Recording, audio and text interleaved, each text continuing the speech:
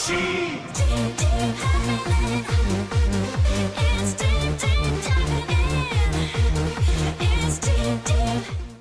is up, YouTube? This is Nanashi with a brand new deck profile video. This time I'll be showing you the changes and updates to my fish deck.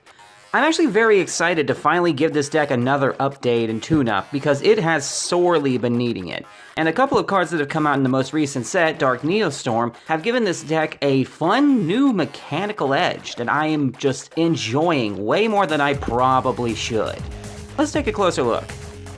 To start off with the monsters, we have a pair of a techie monster I'm testing out at the moment, Beautiful Princess. On its normal or special summon, it can banish itself to special summon any level 4 or lower fish monster from your deck, but she cannot call a copy of herself. Next up we have Double Fin Shark at 3. When it's normal summoned, you can special summon any level 3 or 4 water fish monster from your graveyard in defense mode with its effects negated. One copy of Royal Swamp Eel, an unfortunately difficult to search out monster unless you happen to play Beautiful Princess, who, despite being a 4-star fish type tuner, can only be used for synchro material if the other materials are fish. 3 Silent Angler. It special summons itself if you control a water monster, but you cannot special summon monsters from your hand for the rest of the turn that you do this. 3 White Stingray. You can special summon it from your hand by discarding a water monster, but if it's special summoned back from the graveyard, you can activate the effect to turn it into a tuner monster until the end phase of the turn. 3 Wind-Up Shark. When a wind-up monster is normal or special summoned to your side of the field, you can special summon it from your hand, and once per turn, you can either increase or decrease its level until the end phase by 1. 3 Xyz Remora, the biggest playmaker and play extender this deck offers. You can special summon it from your hand by detaching 2 Xyz materials from any Xyz monsters that you happen to control. And when you do, you can target any 2 level 4 fish monsters in your graveyard and special summon them in defense position with their effects negated. They also cannot attack, can't change their battle positions, and can't be used as Xyz material for an Xyz summon except for a water monster. And 1 copy of Super Ancient Deep Sea King Coelacanth. I know I originally used this card at 3, but because of the adjustments that I've made to the build, you actually only need 1 at the moment. Once per turn, you can discard a card to special summon as many level 4 or lower fish monsters from your deck, but any monster summoned by this effect cannot attack and have their effects on the field negated. However, if he is targeted by a spell, trap, or monster effect, you can tribute another fish monster on the field, negate it, and destroy it. Moving into the spell cards, we have a playset of Called by the Grave, strictly to answer hand traps and certain problematic graveyard effects. A pair of Generation Force, which says that if you control an Xyz monster, you can add an Xyz card from your deck to your hand, which of course is just going to be your Xyz Remora. I used to run this card at 3, but I'm testing it at 2 right now because due to the fact that it has a prerequisite of needing an Xyz monster, and since not every opponent's going to be kind enough to let you have that, this card is just a little bit worse than I initially stated that it was. But I do plan to bump it back up to 3 the second I have the ability to accelerate my Xyz plays in the slightest.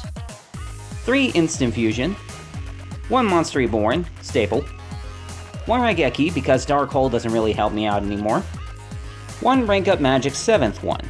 It's a fantastic card. If you draw it during your draw phase and keep it revealed until main phase 1, then you can special summon any Xyz monster with a number between 101 and 107, and then immediately summon its number C form.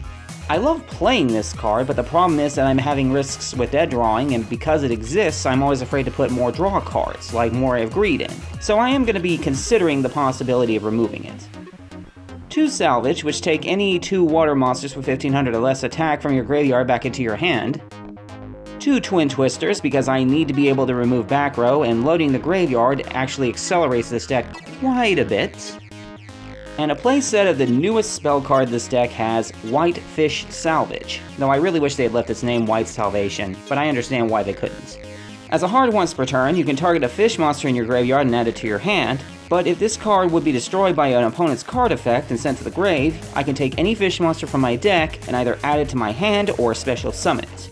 This is one of the 2 reasons why I really only need 1 Coelacanth now, because if my opponent happens to be, well, what's the right word, stupid enough to hit it with a card effect that removes it from the field and doesn't banish it, I gain buku bonus off of it. And wrapping up with the trap cards, we have 2 Bottomless Trap Hole, 1 Solemn Warning, just a couple of staples for the moment. Moving on. Next we move into the side deck. Starting off, I have one copy of Xyz's Sly Dolphin, and I know I'm going to get some mixed reviews and mixed opinions on this one, but no, I do not run it in the main deck, not because it's not a fish monster, but because it's actually kind of clunky. If an Xyz monster is special summoned to your field, you can special summon him from your hand, and if an Xyz monster is special summoned to the field while he's in the graveyard, except the turn he went there, you can attach it to it as a material. But the problem is, you have to have it in your hand before you Xyz summon, which means that it basically defeats its own purpose, especially if you have to run a card like Generation Force just to put it in your hand in the first place. And the graveyard attachment effect is fantastic, especially if you run Rebellion Shark, but if you have to wait a whole round just to use its effect, it's almost not worth playing. But I'll keep playing around with it until I can find a way to run it possibly, because I do like the card, it's just, I feel like its design could have been a little bit better. I also have the 3rd Generation Force in case I do put Sly Dolphin in, 3 Herald of the Abyss, the 3rd copy of Salvage, triple Shared Ride, triple Gozen Match, 1 Solemn Johnson, and double Solemn Strike. And finally, we finish up with the extra deck. First off, I have a pair of rare fish to go with the 3 instant fusions. I have 1 copy of White Aura Whale because it's actually a bit more difficult to summon multiple copies than I initially thought. When it's synchro summoned, it can destroy all opponent's attack position monsters, it can attack up to twice per turn, and if it attacks a defense position monster, it does piercing. And if it happens to die by battle or card effect, I can special summon it back from the graveyard by banishing any water monster out of the graveyard. One totally awesome. Despite the pleasure in my voice that I'm trying to maintain a positive level of, I'm not happy that I have to put this card in my deck. I've played way too many games, I've seen what my deck is capable of, and it just does not offer enough interruption. Totally Awesome does help to solve that, but it's, at this point, what I would refer to as a necessary evil. During either player's turn, I contribute an Aqua monster I control to negate any spell, trap, or monster card effect, destroy the card, and if I happen to do so, I can set it to my side of the field. And if it happens to go to the graveyard, I can add any water monster in my graveyard back to my hand. 1 Rebellion Shark. Once per turn, if it has a material, I can target a number Xyz monster in my graveyard and special summon it, and if I do, I can attach a material from Rebellion Shark onto that Xyz monster I just pulled back. Also, if this card happens to go to the graveyard, I can take any rank up magic spell in my deck and put it on top, which is how 7th one is actually playable in this deck. I have 1 copy of Bahamut Shark, which is the exact way that I pull both the Toad and the Rebellion, because I can detach a material from it and special summon any rank 3 or lower water Xyz, but he cannot attack for the rest of this turn. 1 full armored Black-Ray Lancer. I can stack it on top of a rank 3 water Xyz monster that has no materials, which perfectly coincides with Rebellion Shark being summoned off Bahamut, or I can summon it by using 3 level 4 water monsters, which I recently discovered is surprisingly easy to do with just a little bit of work. It gains 200 attack for each Xyz material attached to it. If it will be destroyed, I can detach all of its materials instead, and if it destroys an opponent's monster by battle, I can target a spell trap the opponent controls and destroy it. Number 37 Hope Woven Dragon Spider Shark. Probably one of the most fun water Xyz monsters in this deck. When any player's monster declares an attack, I can detach a material from it, and all monsters my opponent controls lose 1,000 attack points until the end of the turn. And if it's destroyed by battle or card effect and sent to the graveyard, I can target any other monster in my graveyard and special summon it. 2 copies of number 101 Silent Honorarch for right now. I can detach 2 materials from it, target an opponent's special summon monster in attack position, and attach it to him as an Xyz material. And if this face-up card would be destroyed, I can detach a material from him instead. I do still run 1 copy of number 103 Ragnar Zero. During either player's turn, I can detach a material from it, targeting a face-up attack position monster the opponent controls whose attack is different than its original, destroy it, and if I do, I get to draw a card.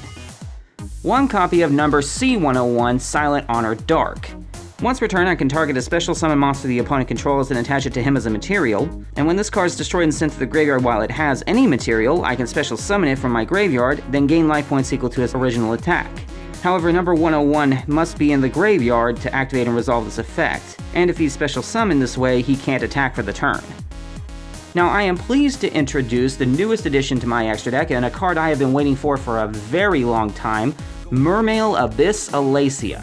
She requires 2 fish, sea serpent, and or aqua type monsters to be summoned, but she only boosts the attack of monsters she points to by 500 attack and defense. Now, if she happens to be destroyed by battle or card effect and sent to the graveyard, I could send any water monster from my deck to the graveyard as cost, and target any water monster in my graveyard, special summoning it from the graveyard in defense. This card is the other reason that I don't need to run more than 1 copy of Coelacanth. And I am still running 2 Mistar Boy, the generic water monsters, and that is the deck. However, I do want to point out that this is not the finalized build just yet. In fact, I'm going to be doing another update to this deck in just a few months. The main reason this isn't a completed build is because we have more water support coming in the next set. Mainly the Marincess archetype with its Link monsters and possibly one of the trap cards I'm going to be testing out. With their ability to accelerate water monsters to the field just a little bit faster, this deck will be improved even further. Though the deck still suffers one major flaw that I still to this day have not been able to solve, it does not have the ability to add its water monsters to hand, and because of this, the deck is still inherently slow. But this build is still fun. I'm loving it, and I can only assume it's going to get that much better once we finally get our hands on Marincess. I thank you guys for watching the deck profile video. If you can think of any way that I can improve this all-water deck, feel free to let me know. In the meantime, this has been Nanashi, signing out.